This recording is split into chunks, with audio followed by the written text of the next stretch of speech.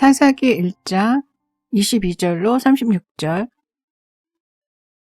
오늘은 지명이 좀 많이 나오죠.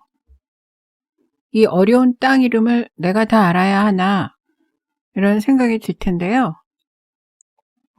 어려운 지명이 나온다고 무조건 패스하긴 찝찝하고, 이럴 때 좋은 방법은 이게 아파트 이름이다 생각하고 읽는 겁니다.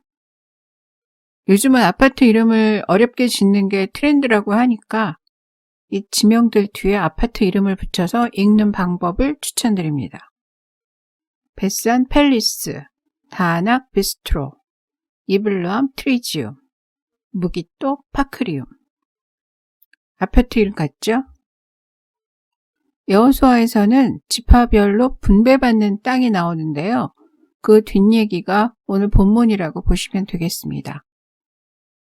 그런데 22절에 뜬금없이 요셉 가문이라는 말이 나옵니다. 요셉의 두 아들 에브라임과 므낫세가 12지파 안에 들어가서 엄연히 계수까지 별도로 했는데 요셉 가문이라고 하니까 이상하죠? 이건 여호수아서 16장을 봐야 이해가 되는 내용입니다. 일단 왜 요셉 집안이라고 했냐? 그것부터 말씀을 드리면, 므낫세 지파의 반이 요단 동편의 땅을 받고 주저앉았죠. 그래서 나머지 므낫세 반 지파와 에브라임 지파를 하나로 묶어서 요셉 가문이라고 한 겁니다.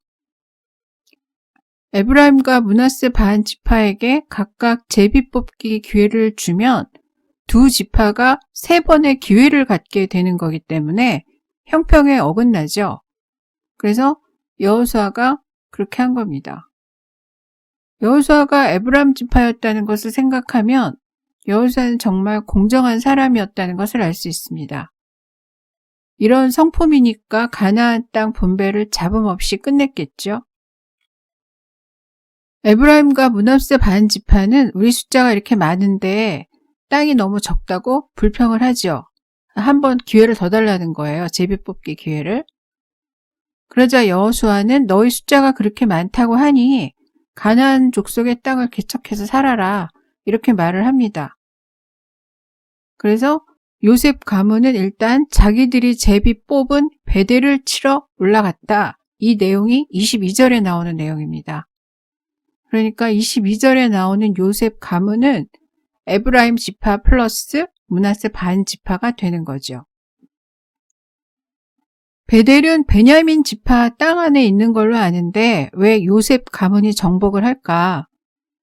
이들의 땅 문제는 상당히 복잡한데요. 복잡해진 이유는 땅 분배를 먼저 받은 지파가 있고 나중에 받은 지파들이 있었기 때문입니다. 전쟁이 끝나가도록 자기 땅을 분배받지 않은 지파가 7지파나 됐습니다. 더 좋은 땅을 분배받으려고 눈치 작전을 한 건지, 아니면 각계 전투할 염두가 안 나서 그런 건지, 암튼 요단 동편을 제외하고 요단 서편에서 땅을 분배받지 않은 지파는 베냐민, 시므온, 스불론, 이사갈, 아셀, 납달리, 단 지파 등 7지파나 되었습니다. 여호수아는 이 7지파를 재촉해서 땅을 분배받게 했는데요. 그래서 나중에 분배받은 7지파의 땅이 먼저 땅을 분배받은 지파와 겹치기도 하고, 시므온 같은 경우엔 유다 지파 안에 있는 땅을 분배받기도 했습니다. 그런데 희한하게도 믿음이 좋아서 먼저 제비 뽑은 지파들은 대부분 척박한 산지를 받았고, 미루던 지파들은 다른 지파 땅에 알박기처럼 들어가든가 아니면 비옥한 땅을 분배받았습니다. 갈릴리 호수 근처에 비옥한 땅을 받은 아셀, 납달리, 스불론 등은 전부 늦게 땅을 받은 지파들이었죠. 아마 이들은 울며 씨를 뿌릴 일도 없었을 겁니다. 땅이 워낙 비옥하니까요. 이게 결말이면 신앙생활은 열심히 할 필요 없다, 이런 결론을 내릴 수도 있을 것 같은데요.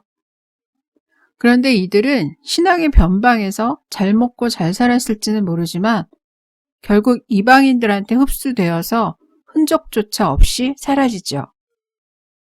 마치 우리들에게 어떤 삶을 살 건지 선택하라는 것 같습니다. 여러분은 어떤 선택을 하시겠습니까? 다시 베델 이야기로 돌아와서 그럼 베델은 누구 땅이냐? 결론부터 말하면 요셉 가문의 땅이 맞습니다. 요셉 가문이 땅을 분배받고 정복까지 했으니까 요셉 가문의 땅이 분명한데 뒤늦게 베냐민 지파가 이 땅을 분배받는 바람에 이 베델이 베냐민 지파 땅 안에 있었던 거죠. 하지만 남북 이스라엘로 갈라질 때 베델은 북이스라엘 소속이 되죠. 베델이 에브라임 소유라는 걸 분명히 한 거고요. 에브라임이 북이스라엘로 가니까 이 베델도 자연히 북이스라엘로 넘어간 거죠. 그래서 22절은 베냐민 지파가 땅을 분배받기 이전 상황이라고 보시면 되겠습니다. 므낫세 반지파는 여호수아의 말대로 땅을 개척합니다. 그게 27절이죠. 27절에 나오는 베스아는 므낫세 반지파가 개척한 땅입니다. 요셉 가문이 땅을 뽑을 기회를 더 달라고 했을 때 여호수아는 개척하라고 했는데요. 이때 이들은 베스아는 철병거를 갖고 있어서 힘들다 이렇게 말을 합니다. 말은 그렇게 했지만 므낫세 반지파는 가나안 족속을 쫓아내고 이 지역을 차지한 거죠. 므낫세 지파가 차지한 땅은 상당히 큰 땅인데요. 27절에 나온 이 성읍들은 므낫세 지파의 국경에 해당합니다. 힘에 부쳐서 그 이상을 밀어내지 못했나 보다 이런 생각도 드는데요. 그런데 성경은 므낫세가 절대 쫓아내지 않았다라고 기록을 했습니다. 28절을 세 번역으로 보면 이렇게 되어 있습니다. 그런데 이스라엘 백성은 강성해진 다음에도 가나안 사람을 모조리 몰아내지 않고 그들을 부역군으로 삼았다. 여기서 이스라엘은 앞절에 나오는 므낫세를 말하기 때문에 므낫세가 강성해지기 전부터 가나안 사람들을 부역군으로 삼았다는 걸 알 수 있죠. 므낫세 자손들이 가나안 족속을 쫓아내지 않은 이유는 힘이 없어서가 아니라 넓은 땅을 경작하려면 일손이 부족하다는 계산 때문이었다는 걸 짐작할 수가 있죠. 소는 누가 키우나 그거죠. 이런 상황이었기 때문에 가나안 족속이 결심하고 그 땅에 거주했다는 말이 나오는 거죠. 적은 숫자로 큰 땅을 정복했으면 정신 똑바로 차리고 덜 먹을 각오로 살아야 되는데 하나님 명령을 어기고 가나안 족속을 이용해서 잘 살아볼 생각을 했으니 화를 키운 거죠. 그 다음은 에브라임 지파 이야기입니다. 에브라임이 게셀에 거주하는 가나안 족속을 쫓아내지 못하매 가나안 족속이 게셀에서 그들 중에 거주하였더라.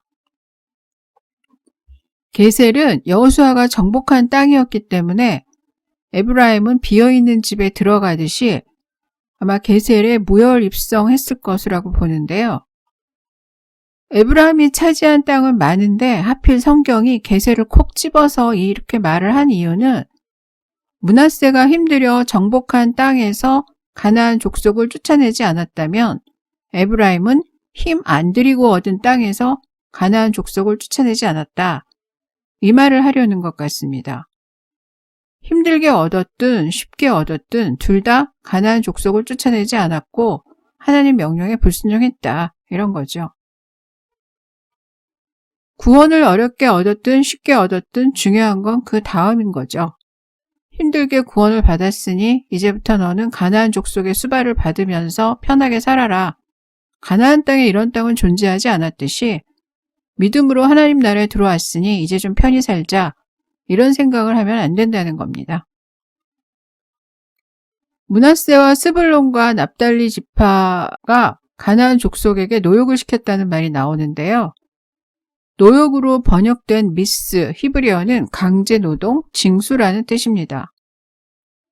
아마 이스라엘은 자기들이 받은 땅이 매우 넓고 비옥하기 때문에 일손만 넉넉하다면 거부가 될 수 있다는 걸 알았을 겁니다. 그러니 가나안 족속을 종으로 삼아서 농사 짓고 싶었던 거죠. 근데 이건 교만입니다. 하나님이 종으로 삼으라고 해야 삼죠. 쫓아내랬는데 어떻게 종으로 삼습니까? 고린도 교회에 아버지의 아내를 데리고 사는 교인이 있었습니다. 그런데 교회에서는 이를 통회하지도 않고 교인을 꾸짖지도 않고 출교시키지도 않고 가만히 뒀습니다. 이를 알게 된 바울은 교만하다고 교회 지도자들을 꾸짖었죠. 하나님이 금한 것을 교회가 허용하는 것처럼 굴었으니까 교만이라는 겁니다.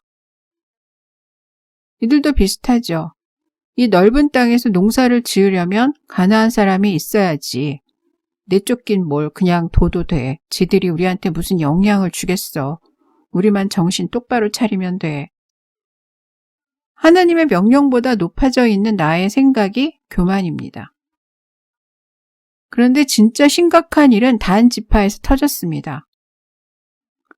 아모리 족속이 단 자손을 산지에 몰아놓고 낮은 지대로 절대 내려오지 못하게 한 건데요. 여기서 낮은 지대란 단 자손이 분배받은 땅을 말합니다. 단 자손의 숫자가 적어서 그랬을까요? 아니요. 단 지파의 숫자는 6만 4천 명으로 에브라임 지파의 2배였고 유다 지파 다음으로 많았습니다. 싸움에서 숫자가 중요한 게 아니라는 건 단지파를 보면 알 수 있죠. 수적인 우세에도 불구하고 싸우지 않고 쫓겨난 단지파는 결국 지파는 찢어졌고 떠돌이 일부는 북쪽으로 가서 가장 평화롭게 사는 성읍을 찾아서 그 사람들을 학살하고 그 성읍을 차지합니다. 27절부터 36절까지 가나안 족속을 쫓아내지 못했다는 말을 7번으로 맞춘 이유는 완전히 실패했다는 뜻으로 그런 것 같은데요. 사사기 1장에서 말해주는 실패의 원인은 싸워야 할 때 싸우지 않았다는 거죠. 그래서 가나안 사람들을 내쫓지 못했고, 그래서 분배받을 땅도 잃고 떠돌이가 되었고, 하나님이 주지도 않는 성을 차지하려고 죽이지 말아야 할 사람을 죽였다는 거죠. 역사에서 배우지 못하면 과거의 실패를 반복한다는 말이 있습니다. 저와 여러분 모두 이들과 같은 실패를 반복하지 않기를 주님의 이름으로 축복합니다. 아멘.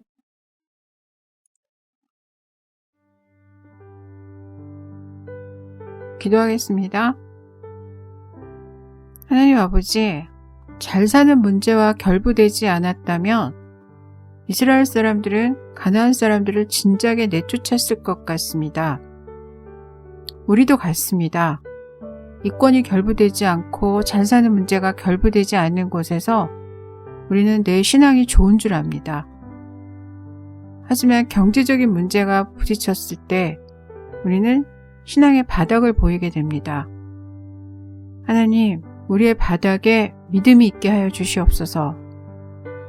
우리를 떠받치는 것이 경제가 아니라 하나님의 말씀이고 믿음이기를 소원합니다. 예수 그리스도 이름으로 기도드렸습니다. 아멘.